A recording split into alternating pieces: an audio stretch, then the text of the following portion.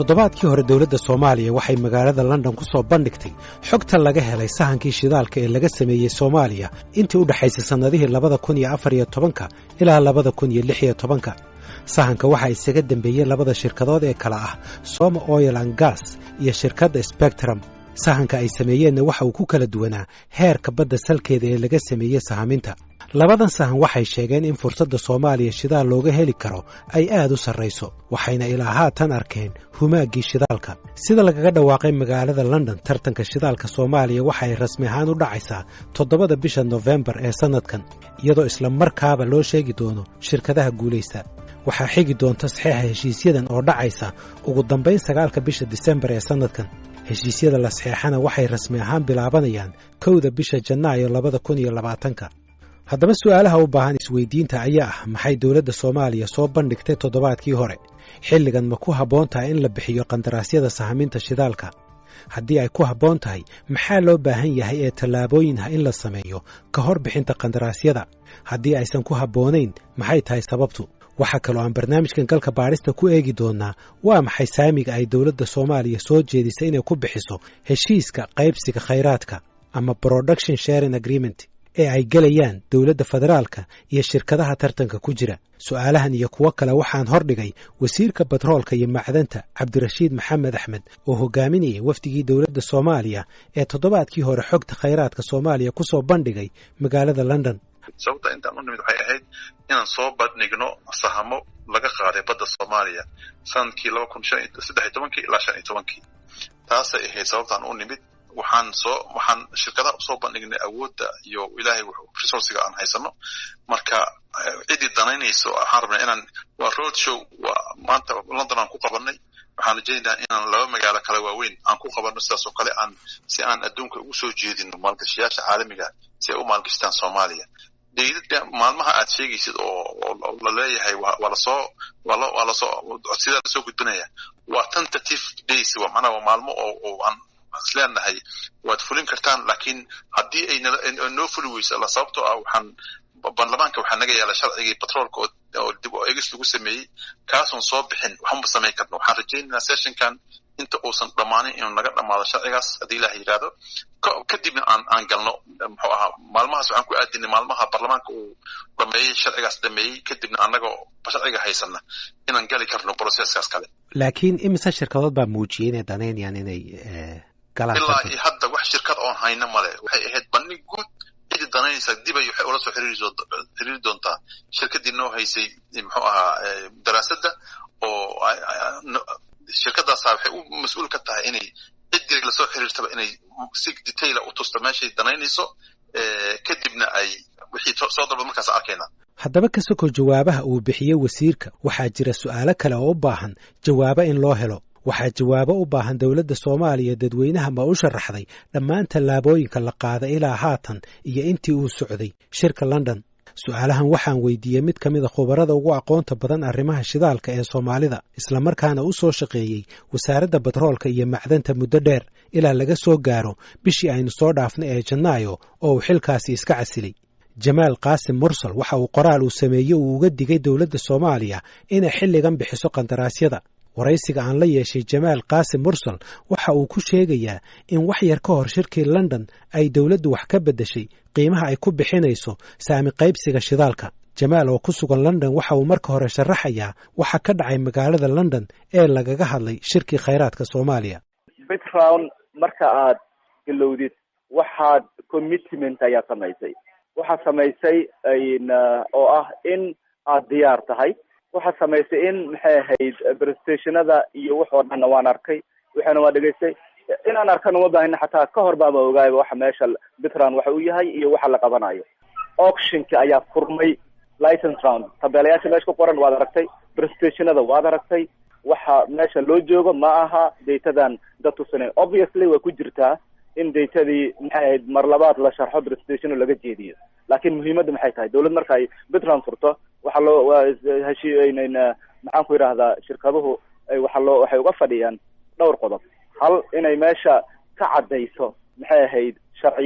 sharciyadeedii horta inay meesha ka cadayso inay furtay Bitranku inuu furan yahay tartankii inuu furan yahay inay meesha ka cadayso. waxaa laga rabaa inay meesha ka cadayso inay ka samayso block delineation wax la dhaho oo ah blockyadii oo la gadayay inay dhahdo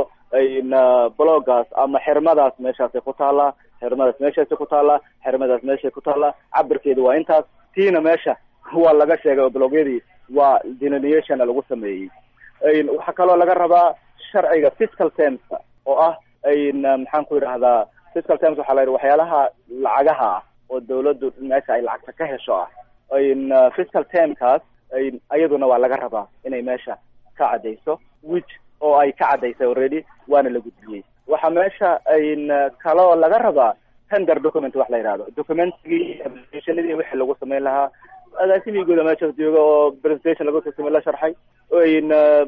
shirkadihii qaabkay usoo marayna la sheegay. laga bilaabo marka ay shirkaas uu dhamaaday waxa furan applicationadii in lasoo gudbiyo, waxaana loo sheegay shirkado inay la xiriiraan spectrum oo ay meeshaas kala soo baxaan. waxaa bilowday in maxay ahayd applicationadii lasoo buuxiyo, fiscal termkii lagu soo waxeeyo. petroleum lowgii waxaa la gudbiyey 2008 kii ahaa la gudbiyey, iyadoona weliba kii kale la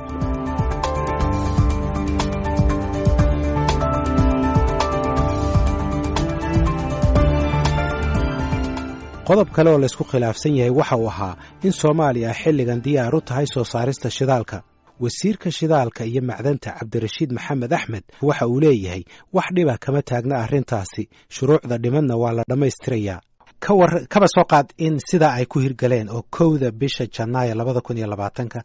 ay hawshu bilaabanto, waxaa loo gudbinayaa golaha wasiirada si ay u ansixiyaan. golaha wasiirada ka sokow ma kula tahay in loo gudbiyo dad madax bannaan oo eega guddi madax bannaan oo darso aqoon-yahana ama baarlamaankaba? baarlamaanka horta wuxuu naga yaala dib u eegista sharciga batroolka, kaasoo aan soo dhammaanin horta cid wax taaban karta male. marka koowaad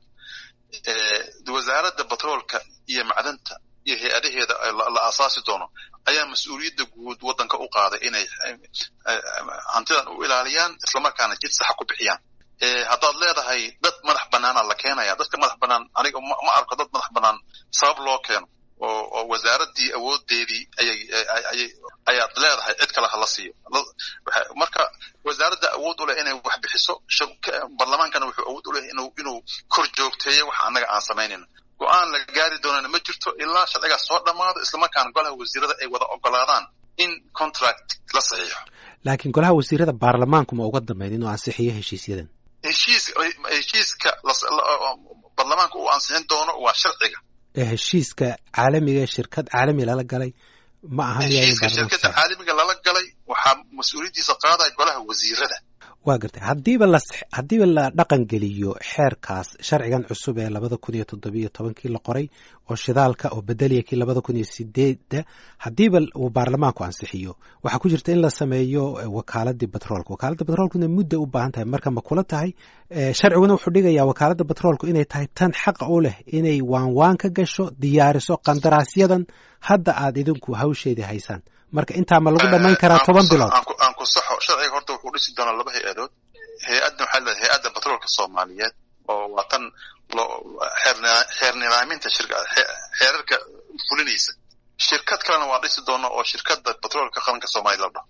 intaba markii sharciga uu fulo way dhismi karaan, wax weyn maaha. waan dhisaynaa. inta ay dhismayaanna waxaa wasaaradda iyo khubaro kale ayaa si ku meel gaara shaqada usii wadaya. laakiin su-aashu waxay tahay ma horta la dhisa iyaga maxaa loo degdegayaaba?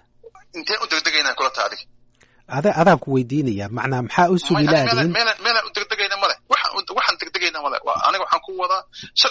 sharciga aan u gudbinay ku taala inta hay-addaas dhismayso. regulatory bodyga oo regulatory departmentiga wasaaradda iyo khubaro kale ayaa sii wadaya. wax aniga aan keenay ma aha. waa gartay, laakiin maxaa loo sugi waayeba inta la ansixinayo sharcigii baarlamaanka uu ka soo baxayo wakaaladii iyo hay-addii shidaalkana la samaynayo? hay-adaha waa dhismi doonaan. shaqadaanna inaan soo bandhigno waxaan haysano isma diidana walaalo. laakiin xogayihii hore ee joogtay ee wasaaradda batroolka iyo macdanta Jamaal Qaasim Mursal waxa uu qabaa fikrad taasi ka duwan.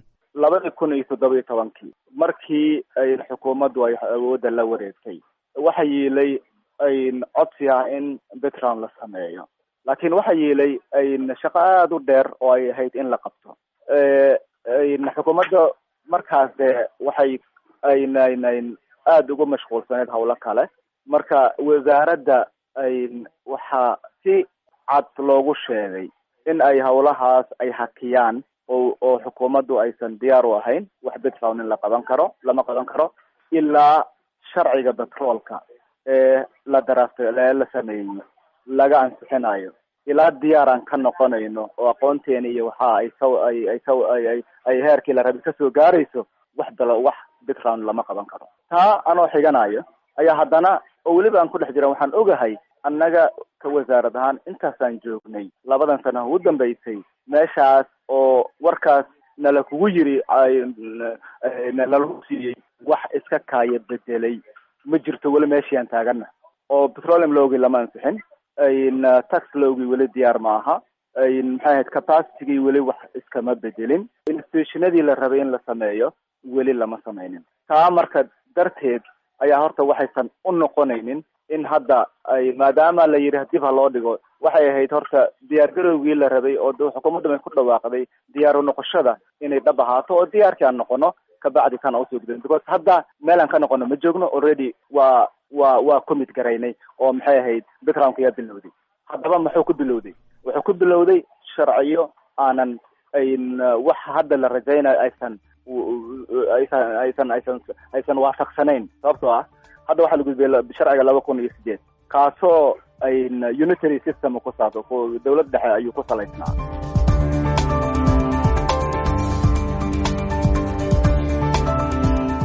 su'aalo kale oo la isweydiin karo ka hor bixinta qandaraasyada ayaa ah maxaa laga yeelayaa xaaladda amni iyo tan siyaasadeed ee dalka. bishii juun ee sanadkii hore magaalada Baydhabo waxaa heshiis ku gaaray dawladda federaalka iyo maamul goboleedyada. heshiiskaasi waxa uu dhigaya in dawladda Soomaaliya ay yeelato saami dhan 55%. maamul goboleedka laga soo saaray shidaalkana 25%. degmada soo saartayna 10%. halka degmooyinka aan shidaalka lahayn ay helayaan 10%. haddaba heshiiskan soo dhaweyntiisa waa mid ay ka wada sinaayeen dhinacyada haddii ay tahay dawladda federaalka maamul goboleedyada iyo siyaasiyiinta mucaaradka ahba balse waxaanay isku raacsanayn in xaaladda siyaasadeed iyo amni ee xilligan ay ogolaanayso in qandaraasyo la bixiyo oo lacag laga qaado shirkadaha sahaminta samaynaya iyadoo haddana aanay jirin is-afgarad siyaasadeed oo u dhexeeya dhammaan gobollada iyo dawladda dhexe. maxamed mukhtaar ibraahim waa wasiirkii hore ee batroolka Soomaaliya waxa uu xilligan madax ka yahay macadka CPAM oo u taagan Somali Institute of Public Administration and Management. aniga waxaan taageersanahay waxay tahay horta Soomaaliya ma u baahan tahay waxa laga dhaqaaqo waxay tahay horta Soomaaliya ma u baahan tahay in dhaqaalaheeda ama kheyraadka ilada ay ka faa'iideyso taas absolutely 100% waa taageersanahay. waxaan marka kale taageersanahay waxay tahay si aan kaga faa'iideysano annaga dhankeena waxbaa soo jiro dhanka kalena waxaa jirta shirkadaha caalamka imaanaya waxbaa jira mas-uuliyada jiro annaga dhankeena marka in aan siyaasadii aan ku heshino si ay noogu gasho in ayna dadka Soomaaliyeed isku qabsan ama dhibaato aysan ugu iman shuruucdii loo baahnaa ilaan hadda waxaa jirta baarlamaan federaal waxaa jirta baarlamaan stateska ay leeyihiin inaan marsino hay-adihii naga maqnaa agency naga maqnaa ee hawshan u qaabilsanaa waxaan usoo qaaday amaanaha hay-adda bay-ada hay-adda nidaaminta shidaalka shirkadii shidaalka Soomaaliyeed maanaha waxyaabihii lafdhabarta u ahaa ee hawshan qaban lahaa in la diyaariyo ayagana macnaha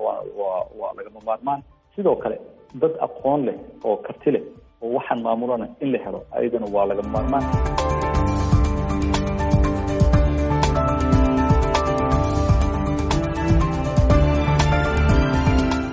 waxaa ka soo baxay oo kale shirkii London rasmi ahaanna loo ogaaday in shirkadda Spectrum oo haysa xogaha laga aruuriyay shidaalka Soomaaliya ay sidoo kale u xil saaran tahay iibinta xogta shidaalka ee Soomaaliya. wasiirka shidaalka Cabdirashiid Maxamed Axmed sidan ayuu u dhigay markii aan weydiiyey inay jiraan shirkado shidaal oo danaynaya shidaalka Soomaaliya kuwaasoo lacag siiyey dawladihii Soomaaliya. Somo Oil and Gas hadda kahor waxaa lagu eedeeyey musuqmaasuq inkastoo haddana dacwooyinkii iyo wixii loo haystay baaritaanka la sameeyey waxba lagu waayay laakiin mid ka mid a qodobada lagu haystay wuxuu ahaa inay lacago siisay wasaaradaha dawladda qaar ka mid a sida tabatroolka lacagahaasoo lagu magacaabay capacity building ama lagu kordhinayo tayada shaqaalaha wasaaradda. wax lacaga ah oo shirkado ajaanib ah idinka soo gala ama Somo Oil xilligan ma jiraan? Somo Oil xiriir lacageed ma lihin wax hawaynaatee wax naga dhaxeeya ma jiraan oo aan ahayn inay shirkad Soomaali u shaqaysan tahay shirkad kala jirta oo Spectrum yiraahdo oo daatada Soomaaliyeed noo haysa markii heshiiskii la galay wuxuu ahaa inay wixii ay baartay iyo wixii Soma Oil ay baartay ay inay gacanta ku dhigto iibiso market garayso percentage dawladda Soomaaliyeed ayada u kala qaataan wax laakiin dhaqaale ah oo soo gala dawladda shirkad shidaal ah ama Soma Oil ama mid kale xilligan si toos iyo si dadban midna ma jiro waa la baari karaa waxay wax kasta ku soo dhacaan bangiga dhexe ee Soomaaliya wax wasaaradda petroolka magaceeda ku yaala iyo wax soo galada ma jiraan inta aan joogay soo ma gelin wasaaradda petroolka adaaba wasiirka ah marka ma jiraan Soma wax shirkad shidaal haday jirto oo shidaal siisa Soomaaliya oo lacag si Soomaaliya wad ogaan oo lacag Soomaali si hadda ma jirto way maxaad ka wadaa Spectrum baa noo iibinaysa qaybteedana siinaysa waxaan u maleeyay inaad tiri waa la tartansiinaya shirkadaha dhan may Spectrum waa shirkadii seismiga samaysay daatada Soomaaliya gacanta ku hayso waa multi-client company way ayadana shirkadda inay doo iibiso noo hayso noo kaydiso daatada Soomaaliya intaas lagu shirkad lagu galay imise ku leedahay hadday xogtaa iibisay iyadu saami ahaan Spectrum ayada la teeda waa hadda kama jawaabay waad ogtahay laakiin waa taqaanaa Soma intay leedahay heshiis ayaa la xabiiska waa shaqo dawladeed xabiisku yaala heshiis lala galay sharci ah adduunku ogyahay dabcan waad nala wadaagi kartaa marka inta saamiga dawladdu leedahay inta Spectrum leedahay ma hadda ma sheegay 50% muu ka badan yahay saamiga Spectrum muu ka yaryahay 3 meeloodoo meel muu ka yaryahay mise ka badan yahay su'aashaas intaas ku ekay walaalo wuu ka yaryahay way dhamaatay interest kugu jira muxuu yahay waxa igu jira dadka Soomaaliyeed inay ogaadaan interest gaar ah ani shakhsiyan anaga oo hayna sirta anagana og waa intaasan ku sheegay marka 3 meeloodoo meel muu ka yaryahay mise ka badan yahay adiga inta aan ku sheegay u sheeg dadka Soomaaliyeed 50% ka badan ay ku leeyihiin hawshaas u sheeg intaas u sheeg dadka Soomaaliyeed hase yeeshee warar aanu ka helna ilo xogogaala waxay sheegayaan in lacagta ka soo xaroota iibka xogta sahanka shidaalka Soomaaliya ay dawladda Soomaaliya leedahay 75% halka shirkadda Spectrumna ay leedahay 25%. Jamaal Qaasim Mursal xogii hore ee joogtada wasaaradda petroolka iyo macdanta waxa uu ii sheegay inuu ka warqabo in shirkadda Spectrum ay lacag soo siin jirtay wasaaradaha petroolka taasi oo soo bilaabantay xilligii dawladdii Xasan Sheekh Maxamuud soona socotay ilaa sanadkii u horeeyay ee dawladda xilligan jirta Harunow waa sidaas sheegtay horta aniga Soma Oil waqtigeedii ma joogin inta dadka baarista socota xataa war waa ka maqnaa laakiin su'aasha weydiiso ah waxa lagu eedeeyay lacag inay bixinaysay taas ayaa horta dacwada ugu badan ay ahayd lagu haystay oo capacity building kaas taas horta ayadana waa tan inta la baaray la yiri waa waxba laguma helin shirkada kale ma jiraan oo wasaaradda lacag siinaysa way jireen hadda ma jirto waxay jireen oo waqtigaas Spectrum ayaa wasaaradda lacag oo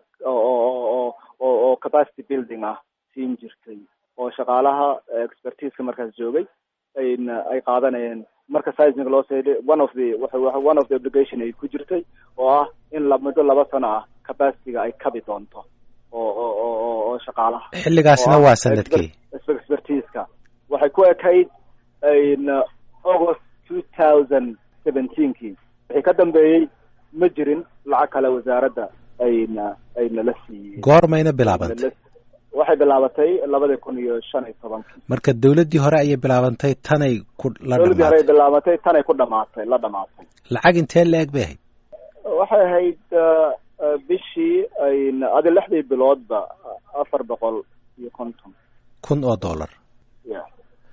mas-uul si toosa uga warhayay lacagaha ay shirkadda Spectrum siinaysay wasaaradaha petroolka ee Soomaaliya xilliyo kala duwan waxa uu ii sheegay inay lacagtaasi dhan tahay $1,350,000 oo lagu soo shubay bankiga Soomaaliya kadibna wasaaradda maaliyaddu ay ku dartay miisaaniyadda wasaaradda petroolka mas-uulkaasi waxa uu ii sheegay in lacagahani aysan ahayn kuwa sharci darro ah ayna ansixiyeen guddiga maamulka lacagaha oo ah guddi ka kooban khubaro Soomaali iyo ajaanib isugu jirta hase yeeshee waxay abuuri kartaa shaki in shirkad qandaraas kula jirta dawladihii kala dambeeyey ee Soomaaliya ay haddana lacag siiso wasaaradihii petroolka ee kala dambeeyey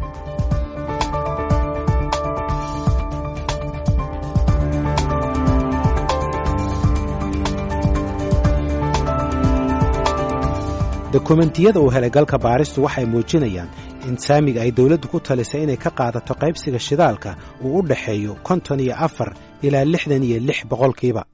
iyadoo ay ku xiran tahay baaxadda ceelka iyo qiimaha shidaalka galka baarista waxaa loo sheegay in khabiir ajnabi ah oo bishii hore tegay magaalada muqdisho dawladdana kala teliyey arrimaha qiimaha iyo diyaarinta saamiga uu qoray 27kii bishii Janaayo in saamiga ay Soomaalidu bixinayso uu yahay mid yididiilo leh oo ka jaban saamiga ay qaataan wadamada caalamka qaarkood inkastoo haddana uusan ahayn kan ugu hooseeya marka loo eego wadamada kale waxaa kale oo qoraalkiisa uu ku sheegay khabiirkaasi in shirkadaha qandaraaska loo saxeexayo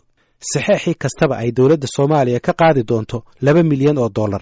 lacagahaasi oo la qaadi doono marka uu dhaco saxeexa heshiiska oo ah 9 bisha December ee sanadkan Jamaal Qaasim Mursal dhibaatada dhacday waxay tahay oo aniga aan ogahay oo cidna kalena ay sii sheegaynin in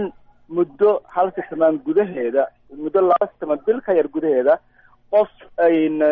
shakhsi kale la soo hayr gareeyay oo la keenay bis1 la dejiyay fiscal termkii oo yiilay oo hore u jiray oo dhan meel la iska dhigay mid cusub la soo saaray midkaas cusubna ka hor intaan bilkaanka la qabin lagu faafiyay website-yada oo la leeyahay Soomaaliya hadda waa the most attractive waxay haysataa kan ugu fiican oo ugu hooseeya wadamo badan oo ka hooseeya kaalaya waa most attractive marka meesha marka dhibaatada ka jirayso waxay tahay marka wadan anagoo kala ah oo rights uu bixinayo oo license uu bixinayo oo fiscalkiisa uu yahay noocaas macnaha waxaan bixinayna we giving away wax badan oo isteegeena ayaan bixinayna marka labada analysis la isku sameeyo analysis asaga uu sameeyay uu ku sameeyay iyo midkan oo hore u yeelay oo Opel qolada la yiraahdo ay ku sameeyeen oo IMF ay analysis ku sameeyeen waxa la ogaaday the best kan ugu fiican fiscal term inaan haysano ayaa la ogaaday laakiin haddeerkan wax badan laga bedelay overall marka la isku soo duubo waxa dawladdu helayso waxa lagu soo qoobay 52 ilaa 60 kii hore wuxuu ahaa wuxuu kaga duwanaa wuxuu isla bedelayay maxay ahayd hadba marka lacagta ay soo cestaan ilaa 85 ayaa marka ugu dambeysay aan gaaraynay marka waxaan u baahanahay waxaan rabaa dadweynuhu in aad u fahmaan waxaad leedahay waanta wadaxaajoodka marka la furo tartankan qandaraas bixinta bisha November 7deeda meesha dawladdu ay ka bilaabayso waanta heshiiska qaybsiga khayraadka waa 54 ilaa 60 waa intaas aad leedahay waa intaas boqolkiiba waxa weeye sida ku qoran 54 ilaa 64 54 ilaa 64 marka waxaad leedahay Soomaaliya heshiiska ka wanaagsan oo ka qiimo fiican ka qiimo sareeya ay heli kartaa ayaa jira waaba yeelaba wasiirka markuu xilka la wareegay lagu wareejiyay wuu yeelay kaliya meelsha taxiga ayaa xoogaa wax ka qaldanaa macna wuxuu rabay in la waafajiyo sharciga taxiga oo aan markaas jirin marka waxay ahayd in lala sugo sharciga taxiga tax lawga sharciga anshuuraha iyo sharciga petrolka in lala sugo markaas bacdi la waafajiyo wixii tax wasaaradda finance ayaa u qaabilsan wasaaradda maaliyadda u qaabilsan la isku raaco ka bacdi taas lagu waxeeyo lagu sameeyo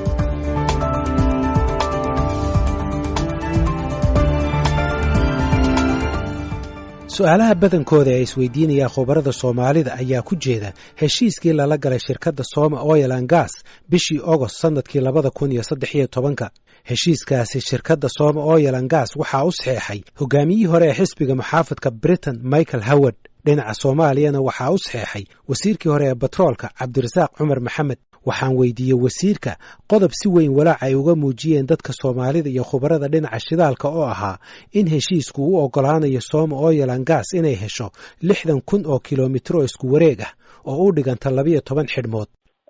heshiiska waxaa ku jiray dabcan marka shidaal la sameynayo company uu rabo inuu waddanka shidaal ka sameeyo waxaa la gala heshiis oo la yiraahdo production sharing agreement oo lagu heshiiyo waxay dalbadeen dee in heshiiskaas markii iyagana ay galaan sida kambaniyada ay usoo dalbanayaan ay usoo dalbadaan waxaa ku qoran in la siiyo tixgelin consideration in la siiyo marka ay soo dalbadaan blocks ma aha yacni blockskaasaan rabnaayo hana la siiyo ilaa ma aha kuma qorno meelay kaga qoran tahay ma laha closeka ka hadlaayana waa akrin kartaa marka wax cayiman oo dhahayo ilaa hanala siiyo. weliba waxaa aaminsanaha aniga markii aan heshiiska aan galaynay looyaro kasoo shaqeeyey khibrad dheerna ulah maxaa la yidhaahdaa heshiisyada lala galo shirkadaha baaro batroolka ayaa yani nala shaqeynayay. weliba yani si adag ayaan arrimahaas yani inaan yani nalagu yani aqoon la-aan ana yani wax badan oo aan xaq u leynaha ana loo siijin ayaan taxadir gaara siinaynay. marka ma ahayn wax inta yani heshiis inta lasoo qortay yani saas waxaa si dhaawila waxaasaan rabnaa. marka heshiiska waxaan xasuustaa inay ahayd in la siiyo tixgelin, laakiin ilaa 12 block aa laydin siinaa ma ahayn. weliba waxaan jeclahay ma xasuusta laakiin inuu jiray close dhahaayo dawladda Soomaaliya wixii ay garato ayaa laydin siinaa. tixgelinta taasna xaqay u leeyihiin. waa company 50 milyan geliyay inuu ogaado, annagana si aan ku ogaano waxa khayraada ee badda ku jiro. waa marka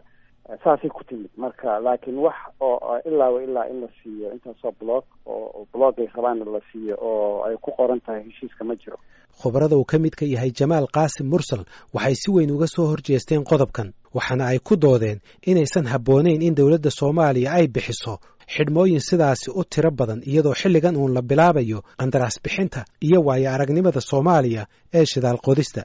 waxaa la yidhi marka ay Sooma kusoo wareejiso maxay ahayd daatada kusoo wareejiso Soomaaliya in return bedelkeeda waxa ay helaysaa 12 block oo iyadu ay dooranayso by own preference ay qaadanaysaa, kuwaasoo la dhaho Sooma block. 12kaas block dawladda okay dhahday way u saxiixday. hadday u saxiixday maxaan ku idhahdaa horta meesha ummadda Soomaaliyeed ka wada qayliyeen taasay ahayd in seismic la qabto lacagna lagu bixiyo, haddana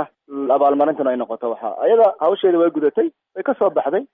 heshiiskeedii way qoratay, way ka saxiixdatay. marka waxaa looga fadhiyaa xukuumadda Soomaaliyeed wixii ay saxiixday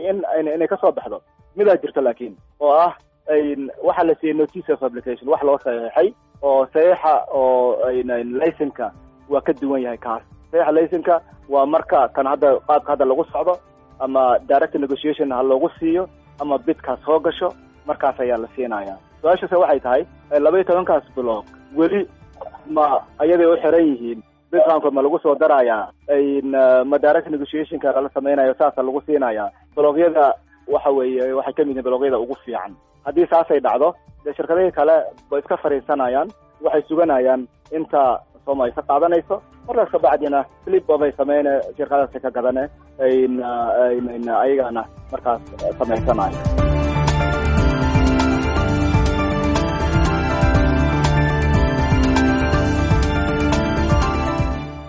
walaaca ay qabaan khubaradu waxa uu yahay haddaba inay Soomaaliya gasho heshiis muddo dheer oo aysan ka bixi karin, waxna laga bedeli karin, wada xaajoodna aan dib looga geli karin. khubaradu waxa uga digeen dawladda Soomaaliya inay taxadar weyn ka muujiso qaabka ay ku galayso heshiisyadan shidaalka lagu soo saarayo.